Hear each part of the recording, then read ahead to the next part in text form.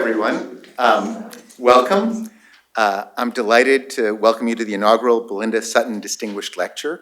I'm delighted to see so many folks from the university, President Backow, Provost Garber, Chief of Staff Patty Bellinger, Sherry Charleston, the Chief Diversity Officer of the university, and fellow deans and professors and students and staff. It's great to see you all here for this lecture. This is a very special day and a very special gathering for everyone at Harvard Law School and across the university. So thanks to research conducted by many scholars, Harvard Law School has grappled for nearly 2 decades with the painful history associated with our law school's founding.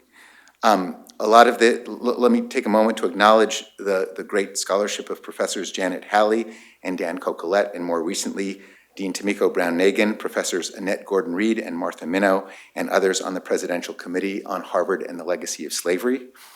As many of you know, a 1781 bequest to Harvard College from Isaac Royal Jr., who earned his wealth from the labor of enslaved people, funded a professorship that helped to establish this law school in 1817. Thus, our school was founded in part through wealth generated through the profoundly immoral and evil institution of slavery. Today, we take one more step in confronting that history and in remembering and honoring the enslaved people whose labor generated wealth that made possible the founding of this law school. We must continue the effort to make their stories a visible part of our institutional history, and as the memorial we dedicated in 2017 reminds us, of our commitment to pursue the highest ideals of law and justice in their memory. Today we gather to honor Belinda Sutton and other enslaved people by working to deepen our understanding of slavery and its legacy, and to advance the ongoing pursuit of racial justice. The annual series of alternating lectures and conferences we're inaugurating today in Belinda Sutton's name will provide opportunities for members of the HLS and Harvard communities to continue researching, teaching, and learning collectively about this important topic. I'm very grateful to Guy Uriel Charles, the Charles J. Ogletree Jr. Professor of Law, and to the staff of the Charles Hamilton Houston Institute for Race and Justice, which Professor Charles leads, for organizing this and future events in this series. Professor Charles also chairs the Belinda Sutton Quadrangle Working Group, which will help the school create a meaningful convening space and commemorative installation to honor Belinda Sutton and other enslaved people. Finally, I want to recognize and thank our inaugural Belinda Sutton Distinguished Lecturer, Martha S. Jones, the Society of Black Alumni Presidential Professor, Professor of History, and Professor at the SNF Agora Institute at Johns Hopkins University, whom Professor Charles will introduce in a moment. Thank you, Professor Jones, for being with us today and for helping us deepen our understanding of the legacy of slavery and the important role history plays in enabling us to build a more just future for all. Thank you very much.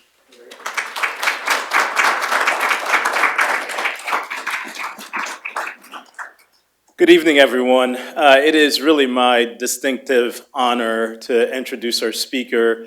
But before doing so, I do want to acknowledge and thank our dean for his leadership in making all of this possible, for taking these issues extremely seriously. We are living in a moment and trying to think about where do we go as a society and how do we grapple with these difficult questions.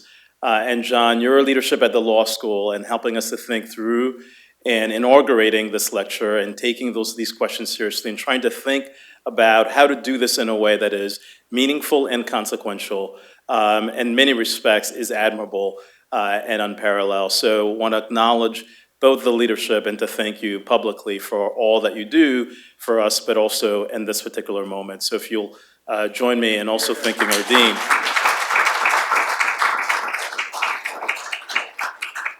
So it is my pleasure to welcome my friend and the distinguished legal historian, Martha Jones. As John has mentioned, she's a professor at Johns Hopkins University, where she holds the Distinguished Chair as a Society of Black Alumni, Presidential Professor, Professor of History, and a professor at the SNF Agora Institute.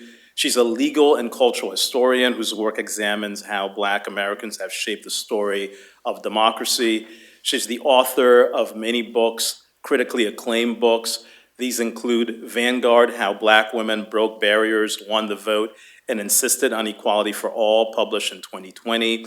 Her book, Vanguard, was awarded the 2021 LA Times Book Prize for History. It was a finalist for the 2021 Mark Linton History Prize, 2021 MAH Stone Book Award, shortlisted, a 2021 Cundill History Prize short history list selection, named the best book by Time, Ms. Foreign Affairs, Black Perspectives, The Undefeated, Smithsonian, and I could go on, but you get the point. It was very well received.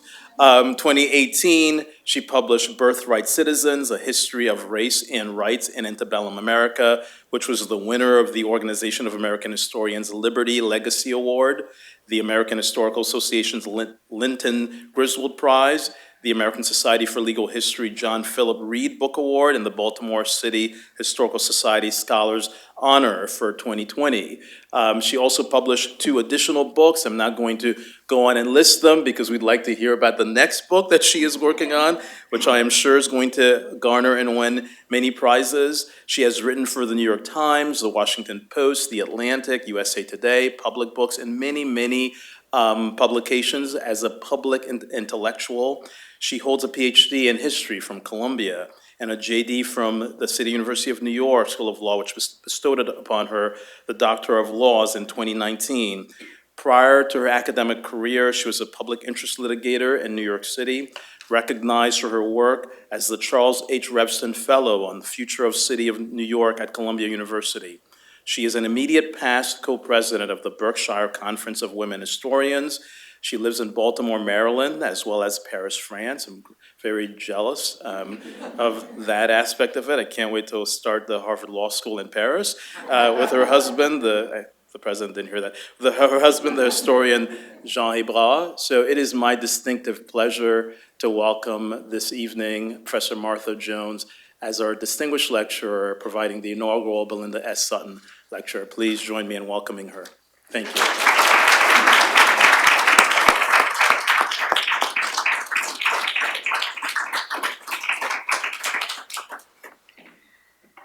Well, good evening.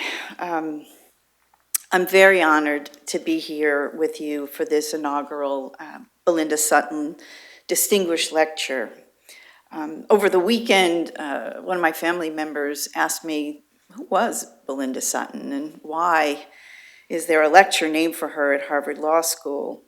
And on the one hand, I think I answered that question in a rather ordinary way, which is to say, I told a story about a woman from the past. But really, what this occasion has reminded me of is that Belinda Sutton is still very much with us, not someone of the past at all. And this lecture, I think, is one of those occasions upon which we get to move back and forth and back again between Belinda's time and our own.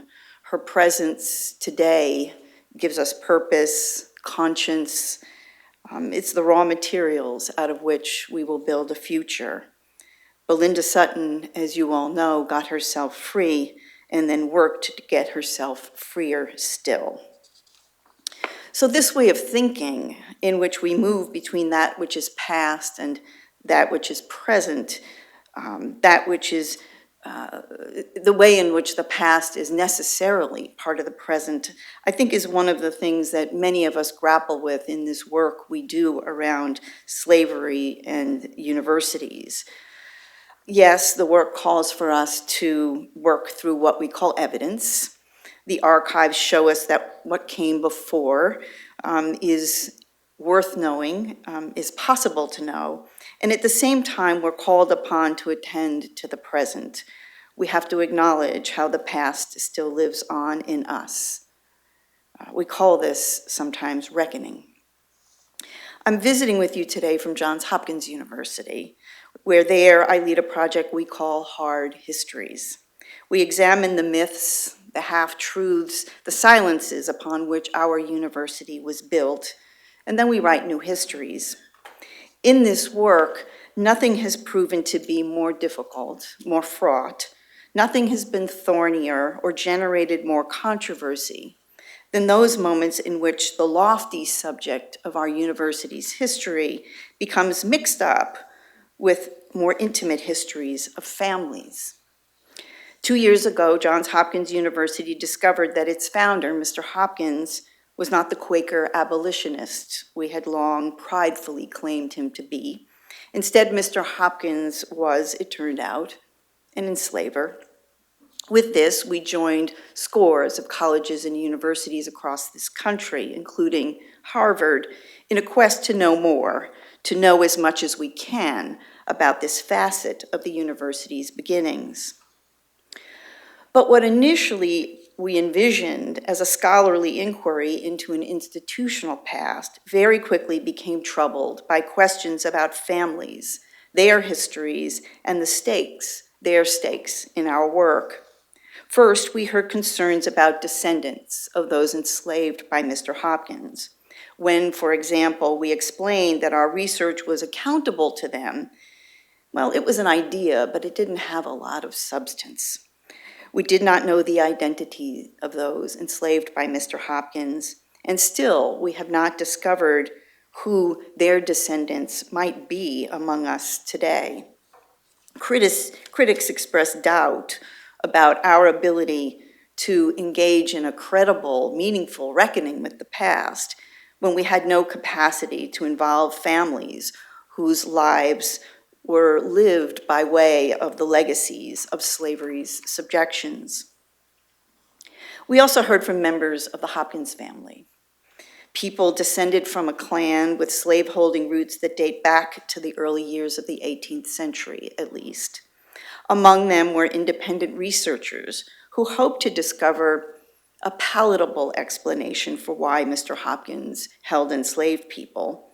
Their theories have not held up, but their efforts revealed to us how the reputation of a man long gone can undergird the identity and the esteem of some people still with us today. As for me, I was neither. And until I began to prepare for this lecture, I hadn't considered myself to be among the families at all. My talk today is about how I came to discover my own stakes in our work on slavery in universities. It is about how I went from regarding the past as past to feeling it as very much present. Our university archives evidence so many scenes of subjection, and I endeavored to confront those. And still, there I have discovered a companion story, one I think Belinda Sutton would endorse. It is about how we tried to get free and then stay that way. So to explain how I got here, I have to begin not in Cambridge, though I'll get to that. I begin instead at a small college in central Kentucky, where my grandmother's grandmother, Susan, was held enslaved. In the summer of 2021, not so long ago, Susan entered finally the annals of history.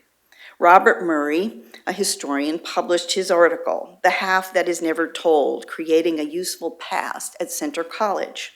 An alumnus of Danville, Kentucky's Centre College, Murray told a story that I think will ring familiar to those of us here immersed in the work of slavery in universities. There, in a land that boasts of smooth bourbon and thoroughbred horses, Murray suspected that there was a studied silence about slavery at Centre College. After all, the school was founded in 1819 and was a stronghold of Kentucky's branch of the era's colonization movement, a movement that organized to expel enslaved people from Kentucky and the US to Liberia. Centre College lore promoted this connection to colonization as evidence of the school's anti-slavery bona fides. Murray believed this was a convenient untruth and joined the ranks of historian sleuths working to overcome tales often told, to shatter myths. Now, you probably don't need me to tell you how Murray's quest ended. When he got out from underneath Centre's easy stories, he discovered those harder to tell. Centre's so-called abolitionists were, he discovered, also slaveholders. Hidden in plain sight was the 1860 US Census, which counted enslaved people.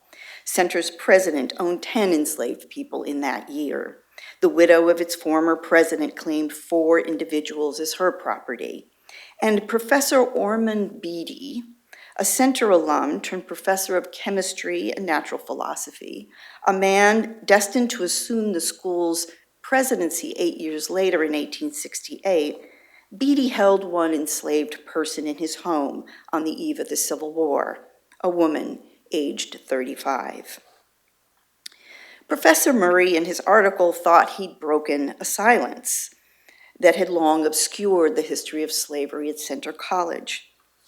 What he did not know was that his tale, that part of it which revealed that the school's president, Ormond Beatty, had once been a slaveholder, was one that had been told many years before. I first heard it from my own grandmother, Susie Jones, the woman who we affectionately call Moosie.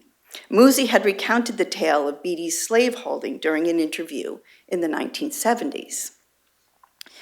Moosie's earliest memories were of Danville and her grandmother, Susan, for whom she was named with the diminutive Susie. Not only was she born in her grandmother's home, as a girl, she passed many summers there in Danville. Born in 1840, Susan began her life enslaved. Still, she cast her early hardships as accomplishments, Moosie explained in that interview. She, Susan, was the slave of a Presbyterian minister, and it was his custom to read to his wife every evening. He always insisted on my grandmother, Susan, sitting there, listening to him, and so she learned to read and was an avid reader all her life. That minister, who was in fact a prominent lay leader and professor, was Ormond Beatty. Susan was indeed learned in a way that reflected her years bound to Beatty. When freed in 1865, she was a mother of 3 and had never set a foot inside a schoolhouse, best I can tell. But years later, Susie made sure that her own children heard Susan's story firsthand, taking them to Danville just as her mother had once taken her. She explained, "When my 2 oldest children were about 3 and 4, I took them to see Susan. She recited for us, sitting in her rocking chair on the front porch, all of Byron's Prisoner of Chillon. The reference is to a 392-line narrative poem composed in the early 19th century.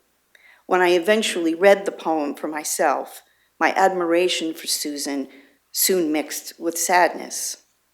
Like Lord Byron's prisoner, Susan never wholly gave up her chains." Byron was inspired by a visit to Chillon Castle on Lake Geneva, where in the 1530s a monk was held a political prisoner. He then invented a saga of a man who, unjustly detained, languished in the dungeon. His keepers remained callous, but eventually loosened his chains. Still, the gesture felt empty. And when finally liberated, the prisoner sensed how time in detention had changed him. He no longer craved freedom, and he had learned to love despair. Byron's prisoner reluctantly emerged from confinement only to lament leaving behind the friends that kept him company, the spiders and the mice. He even missed his chains. "My very chains and I grew friends, so much a long communion tends. To make us what we are, even I regained my freedom with a sigh." The same was true for Susan. Her chains were long, durable even. For the remainder of her life, she sustained a deep attachment to Ormond Beatty and his family. They, like the prisoner's mice and spiders, remained her beloved companions. Moosie, as a girl, met the Beattys there in Susan's home. She explained, "We never knew exactly what connection we had with the white people in our grandmother's home that might have been part of her, no, really part of our family. There was blood between them." Ties forged during the years that Susan spent enslaved endured in the form of credit that Beatty extended to her and her family. He helped them buy a home, paid for doctor visits, and sometimes just helped them make ends meet. He gave them work when they needed it. And even after Beatty's death, Susan nurtured their connection, drawing Moosie as a child into this web. Moosie explained, I can remember as a child every year we were dressed and we were taken to see Beatty's daughter. And while other Black people in Danville were required to use the back door when visiting the Beatty household, Susan was not. We always went to the front door because this was a formal call. By formal, Muzi meant family. In generations before, the enslaved women in Susan's family had borne children out of compulsion rather than choice. She and the Beattys honored that troubled sort of kinship. So Professor Murray's revelations about slavery at Centre College, published in 2021, were not as novel, it turns out, as he hoped. Muzi had told parts of the same story decades before. But we shouldn't criticize Murray too quickly for overlooking her story. How could he have known that the story of Ormond Beatty's slaveholding was tucked away here at Harvard, hundreds of miles north and east of central Kentucky, at the Radcliffe Institute's Schlesinger Library, part of its Black women's oral history project? There, audio tapes, typed transcripts, and most recently, digital files evidence Susan's subjection and Muzi's recounting of it. I remember in the summer of 1978 watching Muzi as she picked up and then put down again and again a stack of type-filled pages. She was, I now realize, supposed to be editing them, a transcript it was of her Schlesinger Library oral history. It was not easy. Today, I can listen to the interview whenever I'd like. The original recording is on the library's website. When I tune in, I hear a back and forth between two well-acquainted Black women. Dr. Merz Tate, a diplomatic historian on a research assignment from Harvard, and my grandmother. I'm still puzzled by what it means to hear Muzi, who was by then herself the wife of a college president, telling Susan's story. But there she is, the wife of a college president, one college president, recounting how her grandmother was once owned by another. Her sound fills my hollow places when I replay Harvard's rare recording of Muzi's voice. Sometimes the feelings of joy mix with grief and threaten to overwhelm. I recognize her distinctive timbre, rhythmic cadence, the precise attention to each syllable, all polished with a musical lilt. I also hear her struggle. It wasn't hard for her to recount Susan's story. Still, Muzi was frustrated by what she did not know, explaining to Tate about her father's mother, for example. His mother died early, and so my knowledge is fragmented with just the stories that have come down through the family. Even as her interview, when typed up, covered many, many pages, there was a great deal she did not remember. Muzi was uncomfortably aware of how living with the afterlife of slavery means that the stories she wanted to tell, that she needed to tell, sometimes eluded her. Her interview with Dr. Tate for the Schlesinger Library was not the first time Muzi worked with a researcher from Harvard. A half-century earlier, in the late 1920s, she entered the university's archive after being contacted by Carolyn Bond Day, an aspiring anthropologist here. Day hoped to study Muzi's family as part of her examination of what was sometimes termed mulatto degeneracy. Better put, Day was looking to disprove a long-standing view of so-called mixed-race people as inferior, degraded, and destined for extinction. Day's approach was to catalog the particulars of distinguished families of mixed ancestry, many of them ascribing that condition to generations before slavery's sexual violence. The achievements of these families in the 20th century, Day expected, would disprove the degeneracy theory once and for all. It was a colleague and a friend, the historian Adele Logan Alexander, who is also Day's niece, that pointed me to Harvard's Peabody Museum archives. When she came across a letter to Carolyn Bond Day, signed Susie, Adele thought it was from my Muzi and sent it along. I needed to look no further than the handwriting to be sure that my grandmother was the author. I know it as well as I know my own. Muzi's missives, by a pen dipped in ink and with a broad, elegant cursive, had many times landed in my mailbox during her life. Still today, I have most of them tucked in a box at home. Musie's single surviving letter to Carolyn Bond Day is filled with warmth, from the salutation, "My dear Carrie," to her sign-off, "Love to you, yours, Susie." It includes moments of lightheartedness and gentle self-deprecation that frankly never appeared in her letters to me, which were most often filled with, advice about good study habits and such things. Still, Musie told her friend that the questions she was asking about family history were very personal. She promised to see through the commitment she'd made to be part of Day's study, but advised that her brother-in-law, whom Musie had enlisted to tell his side of the family story, felt reluctant to do the same. Day's questionnaire required a deep dive into the family past, a past that still threatened to hold the family back in the 1920s. When I finally took a close look at the museum's archival holdings, I better realized what Day had been up to. She would ultimately argue against the degeneracy of her subjects, but first she needed to establish that they were indeed mulattoes. Many of us are familiar with her techniques, if only because they've been so soundly disproven since. Her subjects completed a long questionnaire, as best they could, that recounted a family history. Day was especially interested in details about white forebears, and this data permitted her to calculate the blood quantum of respondents, percentages of Negro versus white origins. Day was committed to the techniques of race science, and while it doesn't seem that she measured Musie's skull, she did just that with other people in her study. But beyond measuring the relative capacity of brain cavities, and by implication brains, Day looked to hair to tell her story. Searching for volunteers, Day found Musie at home, newly settled in North Carolina, where her husband, my grandfather, had just recently taken the helm of Bennett College. I imagine Musie there, a long way from friends and family. The campus was modest, mostly made up of the remnants of its 19th century heyday. It was a bit run down.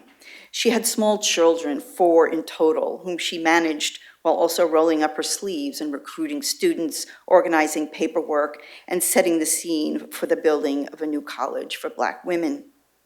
At Day's direction, Musie trimmed 2 samples, one from her own head and another locked, clipped from the head of her oldest son, David, who was then around 10 years old. Maybe Musie owned a pair of hair shears, or she reached into her sewing basket for the sharpest scissors she owned. Likely, she'd trimmed her own hair before. Maybe she practiced on the kids. Back at Harvard, Day placed some of that hair into small plastic bags that were then glued to poster-sized representations of a family tree. This rounded out the other evidence that Day had collected. Photo portraits of Musie's own family and that of her husband were crudely connected by lines drawn by Day's own hand. Most faces were labeled with a name and a breakdown of their ancestry. Below Musie's image, Day noted N 3/8, W 5/8. And while the precise basis of Day's calculation eludes me, Musie was clearly qualified in her study as a mulatto.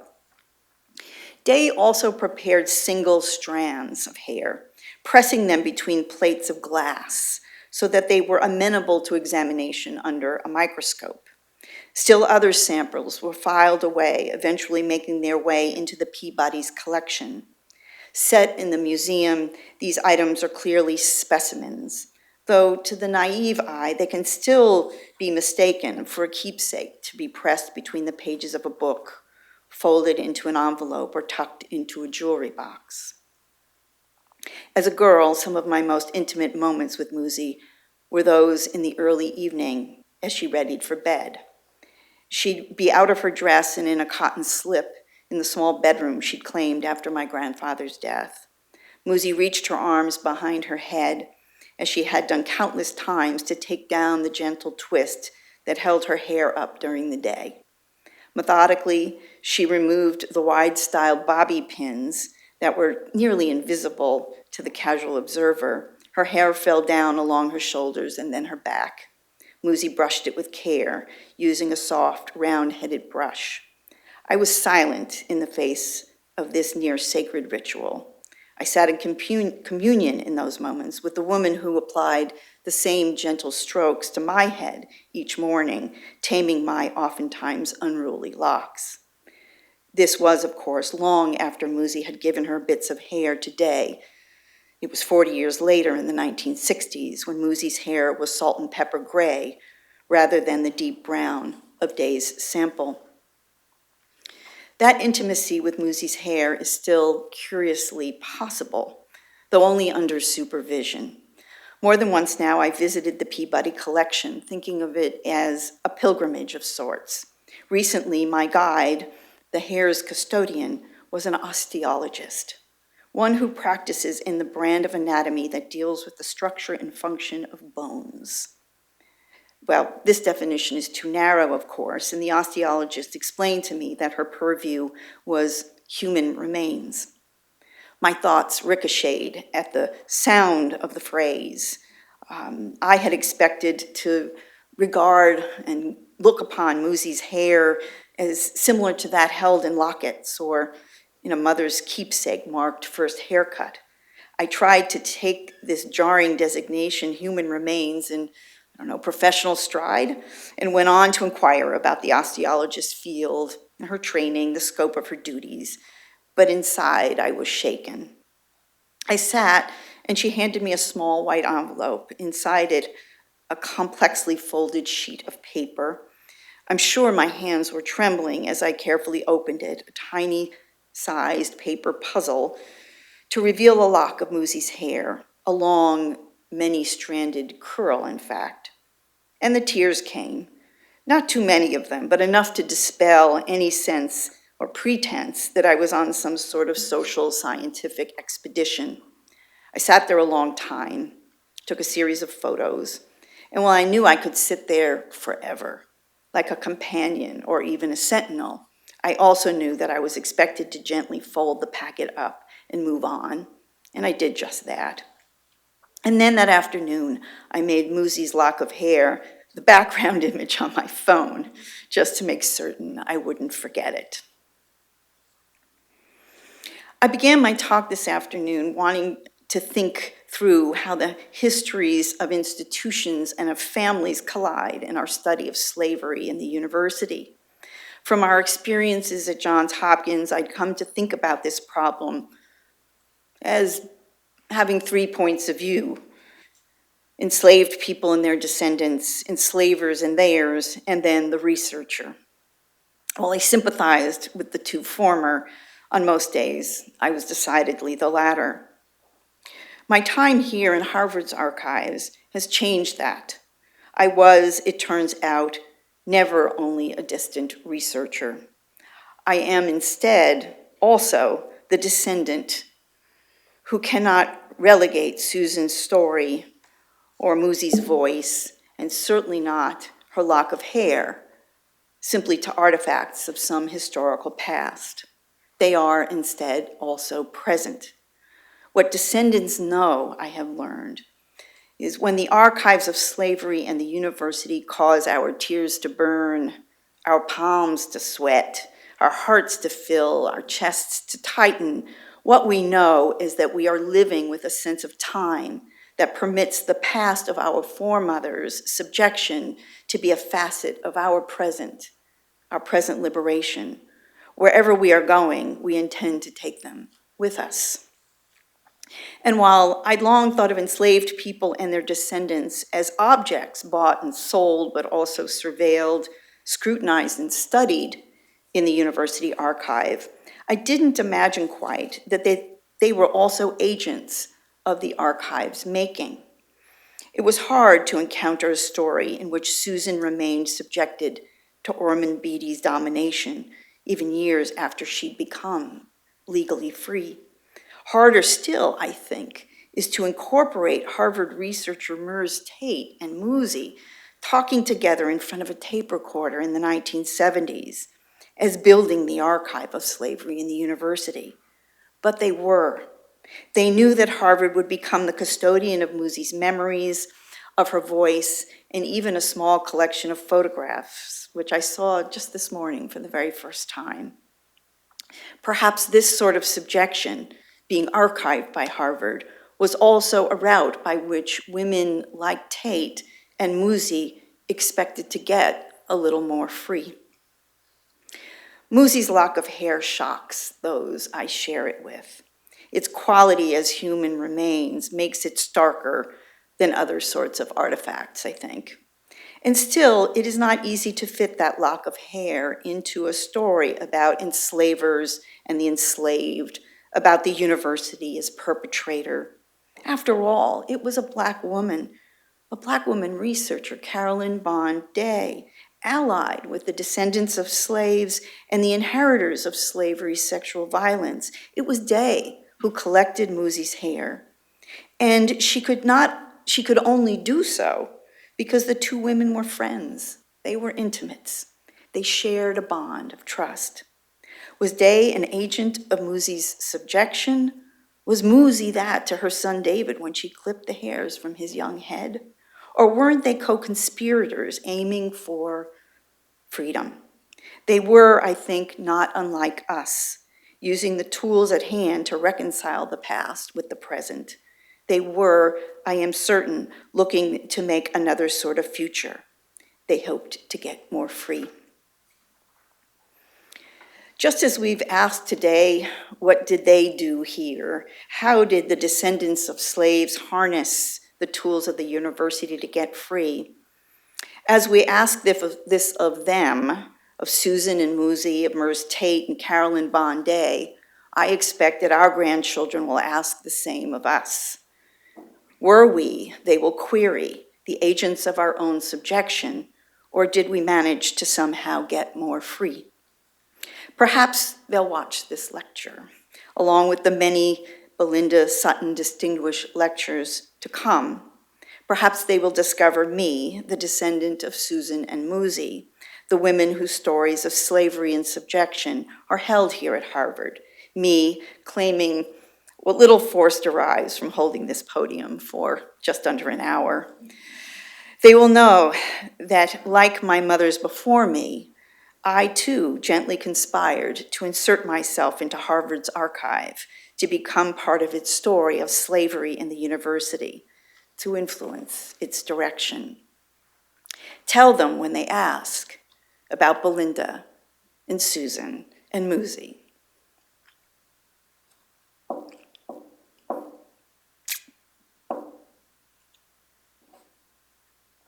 Tell them about Carolyn Bond Day and Merce Tate. Tell them that, like these foremothers, I came here today so that, Tell them that, like these foremothers, I came here today so that we all might get just a little more free. Thank you very much.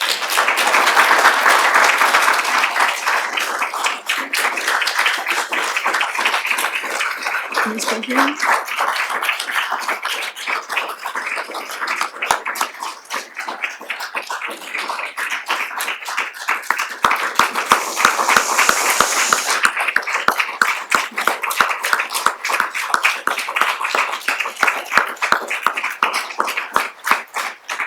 So Jones is going to take some questions, so do you want to curate? Yeah, sure. I have happy questions, comments. I was telling folks earlier, some of this material is from a new book that I'm writing, so I'm eager for reactions, comments, questions. Yeah, thank you in the back. And I apologize, I don't know names, but thank you for being here. I wonder, as a descendant, what do you think would be an appropriate reparations, like on the part of the country, on the part of the university, on the part of individual Americans? Like, I'm just very, like, you said that there was an effort at another school to be accountable to the descendants. What do you think that looks like? I think there are two things in this material that help us to think about reparations. And you all know well in this community the hard thinking that has gone into human remains, hair, at the Peabody. I'm here with my family. We were gathered for a family event this weekend, and we talked about what the fate of the hair should be. And I think that those conversations need to and will continue. But I think the real key for me in this story are folks like Carolyn Bonday and Merce Tate, and their collaborators, like my grandmother.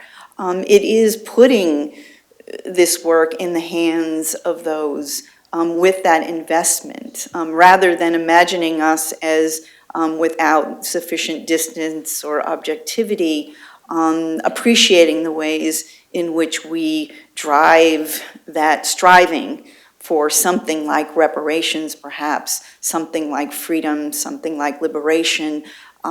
Putting this work in those hands, I think, is essential. And I believe that even when I think we don't always get the work right, as in the Bonday example. Yeah, sure, thank you. I do know this lady, Evelyn Higginbotham, and then, by the way, the scariest of questioners in my entire career. Oh, no. But I'm so happy to see you, Dr. Well, Higginbotham. No, I thought this was a wonderful, wonderful discussion, and your talk was so moving. But I want to take it to another level, and that is this, because I have taken my class to the Carolyn Bonday, and I believe that was her dissertation. And I think it was a forget master's that thesis, particular but, you know. thesis. And the professor, I forget his name, who she studied with, but this was during the era of anthropometry. So they were measuring everything. And so this was one of her ways of measurement. And I keep thinking to myself that there's a story not just simply about the archive, but about the classroom. Because in these classes, there are ideas and theories. I mean, people talk about critical race theory today, but I tell you, the critical race theory began with all these race theories about Black inferiority. And it's just replete pre-Civil War at Harvard and at University of Pennsylvania, and then it's here after the Civil War, and especially in the early 20th century. So when she's taking these measurements, but other people are doing measurements. Zora Neale Hurston is even doing measurements. So what does that tell you about the larger academic agenda? And I raise it today even with the discussion of genetics, the way we talk about DNA in classes today. You know, it can be used in a way that's very oppressive, or it could be used in a way that is enlightening. But, you know, it's the era in which you live. When she was in school, she was trying to disprove something that was being taught and was the dominant anthropometric, voice. She was just the other one. You know, I think there are two reflections. You know, one is that I think Carolyn Bonday is using the tools, right, that are at her disposal, and she necessarily uses those tools because, in part, she's looking to influence, right, the science, the theory of those who have invented, promoted, and continued to deploy those tools in other contexts. So I think there's a lesson for us, right, in the ways in which we are both cutting edge and we are bound by the limitations of where our science is, the science of history, if we call it that. But I think the other thing is, I think there's a humility, right, that needs to come along with that for us in the 21st century as historians. And I think as this talk tries to at least make some space for the notion that, you know, the historian's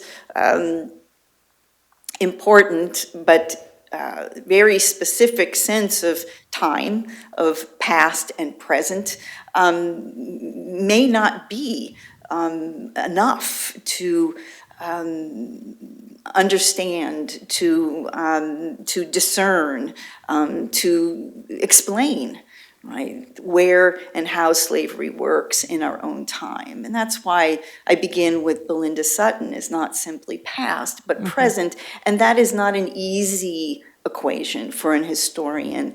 And so I hope, appreciating with compassion, I think, Carolyn Bonday's the limitations of her work might help us to reflect on the limitations of our own. And I think you can hear in this piece the way in which I am wrestling very deliberately with the limitations of a historian's approach to this subject, believing that we need other ways, other kinds of insights, other approaches to even the notion of time than that which history offers us. Thank you. Thank you.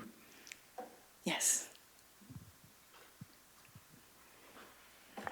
First of all, thank you very much for not only an exceedingly interesting, but also a very moving lecture. And it's really, I want to talk about the moving part of it. I wanted to ask how writing this book is, I suspect, far different from the other pieces of scholarship that you've done, because this book is also a memoir. It's part of you. And I'm just curious as a professional historian, how one looks at something which you're so deeply involved in personally. And I suspect without the detachment that one typically brings to one's scholarship. Thank you for that. The first thing to say is that I'm benefiting in this work from some very important clusters of historians who are also writing through family archives. One of those groups led here at Tufts by Kendra Field, the other at NYU led by Stefan Gerson. So we are embarked on a turn among historians that has given us community, right, for reflecting in real time on the challenges and what is, as you rightly point out, so distinct about this work.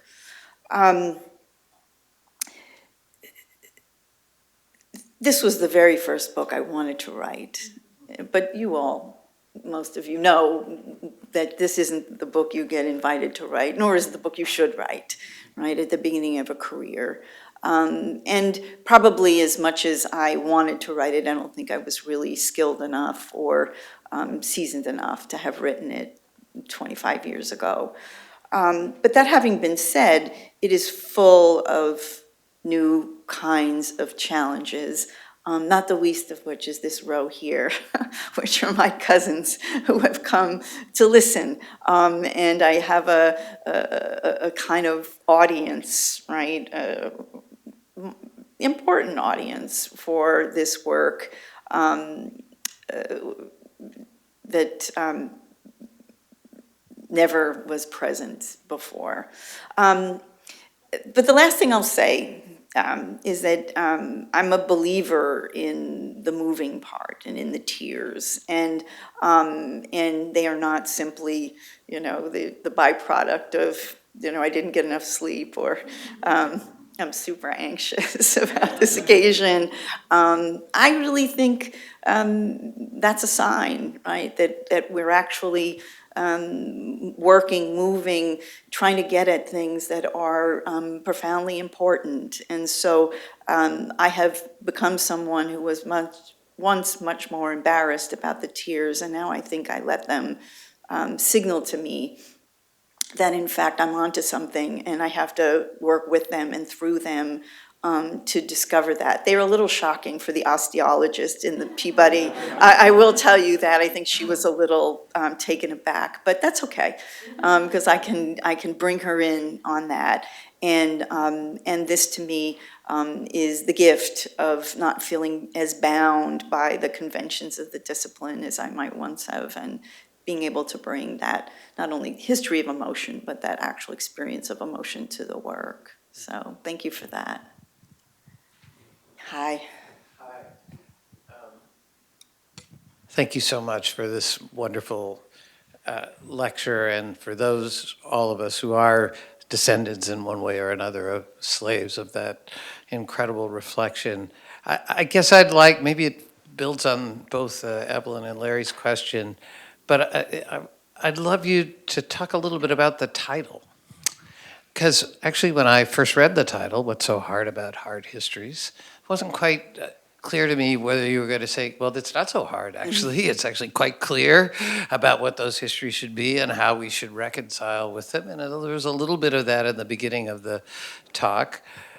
And then, of course, by the end of the talk, it was clear how hard the history was for the people who have to tell it, and who in one way or another find themselves implicated in it. So I just wonder if you would reflect a little bit on why you chose that title. Yeah, thanks for that. I certainly could have, and I'd be happy. I think I'm going to be back in February. Does somebody know? Sherry, are you here? Yes, I'm going to be back in February, and I think Dean Tomiko Brown-Nagin and I are going to have a much more nuts and bolts conversation about doing the work of art histories, the challenges of the archives, of the ethics, of the politics. So there is a version of the talk, which is that. But there was no question when I realized I was going to be here that I was going to have to invite us to think with and through these materials that are difficult. So I think there is this challenge that we've come back to a number of times already in the discussion, which is what happens when a historian's notion of the past and how past and present work and don't work together, when that is insufficient. And I think I find myself in rooms and conversations, important ones, right, with stakeholders, with folks who are deeply, deeply connected to the work we're doing, who don't subscribe to the view that time moves forward sequentially across a human calendar. They feel their forebears, they feel their ancestors with them in various ways, including some of the ways I've alluded to. And that is hard for us. Do we triple down on how we think that works? Do we give one more lecture, I don't know, about historiography and how one should study the past? Or do we have to cede something to what folks seem to need and to demand of us, right? Which is that nimbleness, I think, that allows us to think about the past and the present perhaps as one.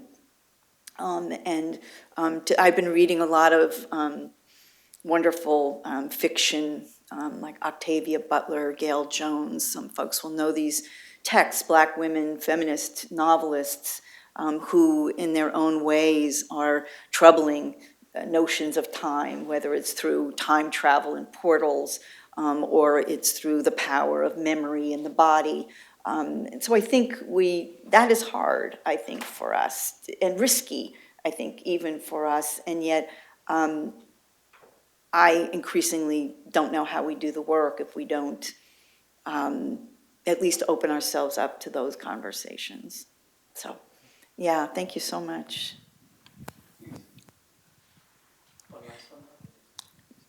So thank you so much for just an absolutely fascinating conversation. So actually to foreshadow something, or actually to go back to something that you just spoke about, what I think is so interesting about this is the transformative power for us to rethink the space of the archive. The archive in your story becomes almost this site of rethinking. Perhaps it's a site of contestation in which there are competing histories. But what's, I think, amazing is that you're centering this story about these two Black women. And oftentimes when we think about our difficult histories or hard histories in relationship to the space of the archive, we're thinking about people as subjects, not as active participants in the making of the space. So I'm wondering, especially as we try to, dare I say, make peace with the space of the archive and the history that goes into how the archive is created, how do you see these narratives perhaps calling into question some of what we're grappling with, and how should we be thinking about this? How is it going to transform our thinking? Well, I think the question, thank you for that. I think the challenge is, right, do we have the capacity to think and to explain and to engage with folks with the kind of nuance that allows both for Carolyn Bond Day's work to have been subjection and liberation simultaneously. That for me is, I think, the challenge, and that it does not suffice, at least not in my story, to imagine, the university, right, as the perpetrator, as the agent, right, of subjection. That this university, like all of our universities, and its research, right, is the product of individual, small collective, collaborative work, not by presidents. I don't know, presidents get busy and more, right? But by us, right? And in these stories, remarkably to me, which when I initially thought about writing about these stories, I thought it was going to be a story about the university as perpetrator, right? As the university as the agent of subjection. And then I had to sit with Carolyn Bond Day and Murs Tate and ask them what they thought they were doing. And they think they're doing something very different, I think, even than the other, even the learned teachers and more whose agenda around race science might have been indeed profoundly pernicious. That's not Carolyn Bond Day's. And I think we've got to make some room and be able to speak with nuance about that. Because the real violence, isn't it, is erasing those Black women researchers from the story altogether, right? And representing this institution as if Black women researchers didn't exist, didn't contribute, didn't help build the archive, didn't have ideas, right? And that would be, right, that would really be, right, the subjection, right, is the erasure of them. They're complicated figures to deal with. And historian Barbara Savage has a biography of Murs Tate that is very soon to come out, and I'm so eager for that. So there's much more to learn about them. But I think that we have to hold on to them and keep them in the frame. And I think I'm done. What a fabulous lecture. Deeply rich. We're so privileged to have you as our first distinguished Belinda Sutton Lecture, and I know that this will be indicative of the future, the past, as well as the present. Thank you. Thank you so very much. Thanks, everybody, very much. Thank all of you.